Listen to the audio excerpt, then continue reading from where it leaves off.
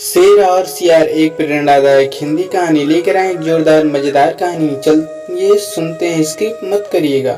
बहुत समय पहले की बात है। हिमालय के जंगलों में एक बहुत ताकतवर शेर रहता था। एक दिन उसने 12 सिंह का शिकार किया और खाने के बाद अपनी गुफा को लौटने लगा। अभी उसने चलना शुरू ही किया था कि एक सियार उसके सामने दंडवत करता हुआ उसके गुणगान करने लगा। उसे देख शेर ने पूछा, अरे तुम ये क्या कर रहे हो? ये जंगल के राजा, मैं आपका सेवक बनकर आपका जीवन धन्य करना चाहता हूँ। कृपया मुझे अपनी शरण में ले लीजिए और अपनी सेवा करने का अवसर प्रदान कीजिए। सियार बोला। शेर जानता था कि सियार का असल मकसद उसके द्वारा छोड़ा गया शिकार खाना है, पर उसने सोचा कि चलो इसके साथ रहने से मेरे क्या जाता है, नहीं कुछ तो छोटे मोटे काम ही कर दिया करेगा। और उसने सियार को अपने साथ रहने की अनुमति दे दी। उस दिन के बाद से जब भी शेर शिकार करता, सियार भी भरपेट भोजन करता।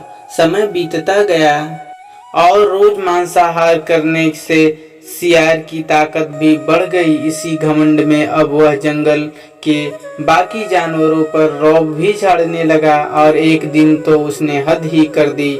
उसने शेर से कहा, आज तुम आराम करो, शिकार मैं करूंगा और तुम मेरा छोड़ा हुआ मांस खाओगे।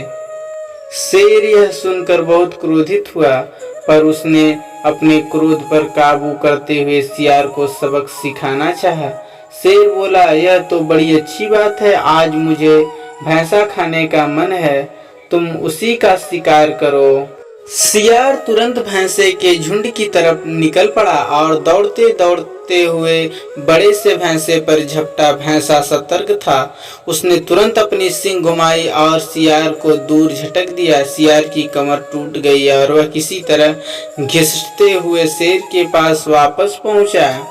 क्या हुआ, भैंसा कहाँ है? शेर बोला, हुजूर मुझे क्षमा कीजिए, मैं बहक गया था और खुद को आपके बराबर समझने लगा था। सियार गिड़गिड़ाते हुए बोला, धुर्त, तेरे जैसे एहसान फरोश का यही हस्र होता है।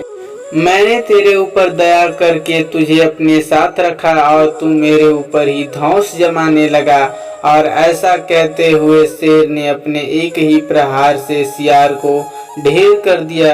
किसी के किए उपकार को भूल उसे ही नीचा दिखाने वालों लोगों का वही हस्र होता है जो इस कहानी में सियार का हुआ। हमें हमेशा अपनी वर्तमान योग्यताओं का सही आकलन करना चाहिए और घमंड में आकर किसी तरह का मूर्खतापूर्ण कार्य नहीं करना चाहिए।